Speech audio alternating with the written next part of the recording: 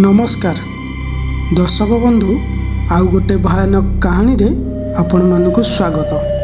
आपण माने जदि मो चैनल रे नुआ थिबे ताहले मो चैनल को गोटे सब्सक्राइब कर दियंतु आउ पाखरे आसुथिबा बेल आइकन को दबाई दियंतु काहेकि ना मु जेबे वीडियो अपलोड करिबी सर्वप्रथमे आपण माने देखि परिबे। आउ स्टोरी केमिति लागिला कमेंट बॉक्स रे निश्चय जनइबे।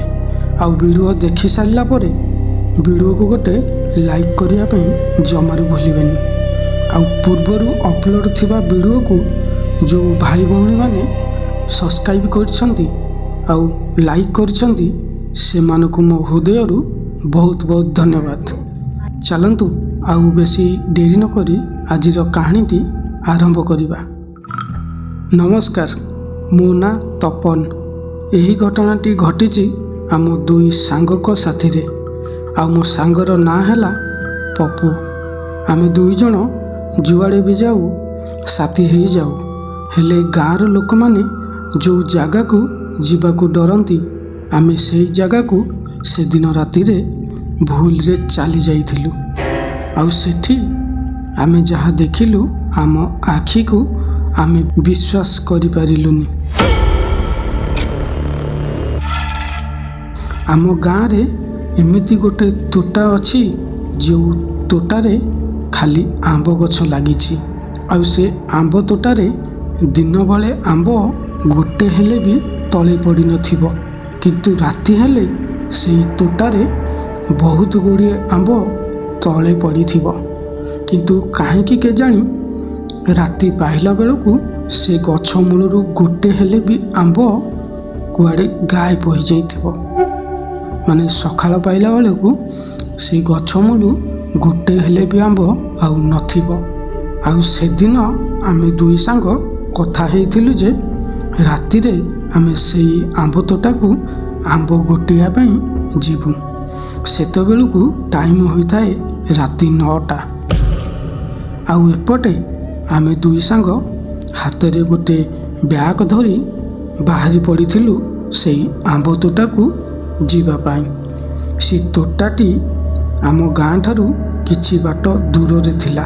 आउ आमे जेतेबेले से आंब तोटा पाखरे पहुँचिलु सेतेबेले मो सांग पप्पू कहूथाए, अरे सांग ए तोटा को तो आम गाँर लोक केही भୟରେ आसंती नाही। आउ एते राति रे आमे एठिकी चली आसीचे, आउ किछि असुविधा हबनी तो? आउ आम संगे किछि अघटन घटी जीवनी तो? तार ए कथा सुनिला परे मु कहली, अरे सांग तू डरुचु कौन पाई? आउ आमे एठी कौन बेसी समय रहिबा कि? हेई देखे आंब केते तले पड़ीची, चल जल्दी जल्दी गोटे कि एठू चली जीवा।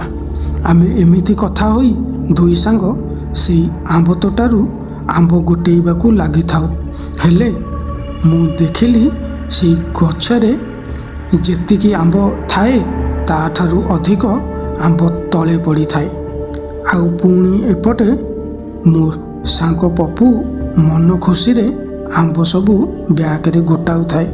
किंतु सेही समय रे मते लागिला कि आम छड़ा माने आम दुई जनक छड़ा आउ जणे किए आम पाखेरे अछि। आउ सेई तोटा भितरू खाली बिलुआ मानकर भुकिबार शब्द शुभा जाउथिला। सेतेबेले काहेकि केजानी मु टिके सेई आंब गछ उपरकू अनाई देला बेलକୁ मु सेठी जहा देखिली मो आखि को विश्वास करि पारिलिनी।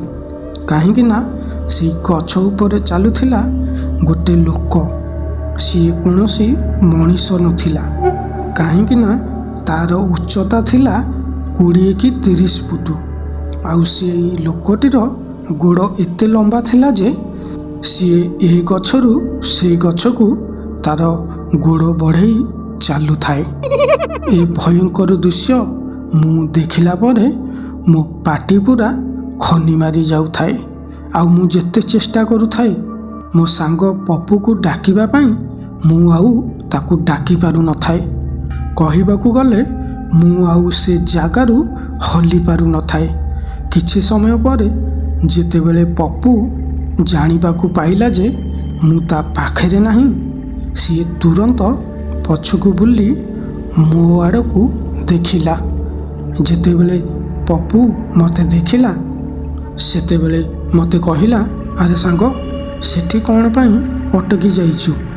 ଆଉ ତୋର କ'ଣ ଅସୁବିଧା ହେଲା କି? କିନ୍ତୁ ମୁଁ ସେଠି ଏତେ ଡରି ଯାଇଥାଏ ଯେ ପପୁକୁ ମୁଁ କିଛି ବି କହିପାରିନଥାଏ, ଆଉ ସେମିତି ସେଇଠାରେ ଛିଡ଼ା ହୋଇଥାଏ। ମୁଁ କିଛି ନ କହିବାରୁ ପପୁ ମୋ ପାଖକୁ ଆସି ମୋତେ ପୁଣି ପଚାରିଲା, ଆରେ ସାଙ୍ଗ, କ'ଣ ହେଲା? ତୁ ଏତେ ଡରି ଯାଇଛୁ କ'ଣ ପାଇଁ? ତୁ କ'ଣ କାହାକୁ ଦେଖିଲୁ କି? ସେତେବେଳେ ମୁଁ ଡରି ଡରି ପପୁକୁ ସେଇ ଗଛ ଉପରକୁ ମୋ ହାତ ଦେଖାଇଲି। ଆଉ ସିଏ ଯେତେବେଳେ ସେଇ ଗଛ ଉପରକୁ ଦେଖିଲା, ସିଏ ବି ସେତେବେଳେ ସେଇ ଅସାଧ୍ୟ ଆତ୍ମାକୁ ଦେଖିଲା। ସେତେବେଳେ ସେଇ ଆତ୍ମା ସେଇ ଗଛରୁ ଅନ୍ୟ ଗଛକୁ ତାର ଲମ୍ବା ଲମ୍ବା ଗୋଡ଼ ବଢ଼େଇ ସେଇ ଗଛ ଉପରେ ଉପରେ ଚାଲୁଥାଏ। ଆଉ ପପୁ ସେ ଆତ୍ମାକୁ ଦେଖିଲା ପରେ ସିଏ ଏତେ ଡରି ଯାଇଥିଲା ଯେ ସିଏ ସେଇଠାରେ ଭୋ ଭୋ ହୋଇ କାନ୍ଦିବାକୁ ଲାଗିଲା। କିନ୍ତୁ ଆମ ଭାଗ୍ୟ ଭଲ ଥିଲା ଯେ ସିଏ ଯିଏ ବି ସେ ଗଛ ଉପରେ ଚାଲୁଥିଲା ତାର ଆମ ଉପରେ ନଜର ପଡ଼ିନଥିଲା। ହେଲେ ଆମେ ଖାଲି ତାକୁ ଦେଖିଥିଲୁ, ସିଏ ଆମକୁ ଦେଖିପାରିନଥିଲା। ସେହି ସମୟରେ ମୁଁ ଟିକେ ସାହସ କରି ପପୁକୁ ଧରି ସେ ଆମ୍ବ ତୋଟା ଭିତରୁ ଆମ ଗାଁ ଆଡ଼କୁ ଜୀବନ ବିକଳରେ ଦୌଡ଼ିବାକୁ ଲାଗିଲୁ। ଆଉ ସେ ଗଛରୁ ଗୋଟେଇଥିବା ଆମ୍ବ ଗୁଡ଼ିକ ସେଇଠାରେ ହୋପାଡ଼ି ଦେଇ ଆଗକୁ ଧାଉଁଥାଉ। ଏମିତି କିଛି ସମୟ ଆମେ ଦୌଡ଼ିଲା ପରେ ଆମେ ଆମ ଘର ପାଖରେ ପହଞ୍ଚି ସାରିଥିଲୁ। ଆଉ ଆମେ 2 ଜଣ ଘରେ ପହଞ୍ଚିଲା ପରେ ଆମ ଘର ଲୋକଙ୍କୁ ଏ ଘଟଣା ବିଷୟରେ ସବୁ ଜଣାଇଥିଲୁ। ଆଉ ଘର ଲୋକ ସବୁ ଏକଥା ଶୁଣିଲା ପରେ ସେମାନେ ବି ପୁରା ଡରି ଯାଇଥାନ୍ତି। କାହିଁକି ନା ସେ ଆମ୍ବ ତୋଟାକୁ ଯିଏ ବି ଥରେ ଯାଇଛି ସିଏ କେବେ ହେଲେ ସେଠାରୁ ଫେରିକି ଆସିନାହିଁ। ଆଉ ଏକଥା ମଧ୍ୟ କହିଲେ କି ତମମାନଙ୍କର ଭାଗ୍ୟ ଭଲ, ସିଏ ତମକୁ ଦେଖିପାରିନି, ସେଥିପାଇଁ ତମେ ଆଜି ଭଲରେ ଭଲରେ ସେଠୁ ଫେରି ଆସିଲ। ଆଉ ସେଦିନ ପରଠାରୁ ଆମେ ସେ ଆମ୍ବ ତୋଟା କ'ଣ ସେ ରାସ୍ତା ଦେଇ ଯିବାକୁ ଆମକୁ ଡର ଲାଗେ। ଆଉ ଯେବେ ବି ଏ ଘଟଣା ବିଷୟରେ ଆମର ମନେ ପଡ଼ିଯାଉଥିଲା ସେତେବେଳେ ଆମେ 2 ସାଙ୍ଗଙ୍କର ଛାତି ଭିତରଟା ଯେମିତି ଥରି ଉଠୁଥିଲା। ତ ସାଙ୍ଗମାନେ, ଆପଣମାନଙ୍କୁ ଏଇ 2 ସାଙ୍ଗଙ୍କର କାହାଣୀଟି କେମିତି ଲାଗିଛି କମେଣ୍ଟ ବକ୍ସରେ ନିଶ୍ଚିନ୍ତ ଜଣାଇବେ। ଆଉ ଯଦି ଷ୍ଟୋରି ଆପଣଙ୍କୁ ଭଲ ଲାଗିଥିବ ତାହେଲେ ଭିଡ଼ିଓକୁ ଗୋଟେ ଲାଇକ୍ କରିବାକୁ ଜମାରୁ ଭୁଲିବେନି। ତାହେଲେ ଦେଖା ହେବା ଆଉ ଗୋଟେ ନୂଆ କାହାଣୀରେ। ସେ ପର୍ଯ୍ୟନ୍ତ ମୋତେ ବିଦାୟ ଦିଅନ୍ତୁ। ଜୟ ଜଗନ୍ନାଥ।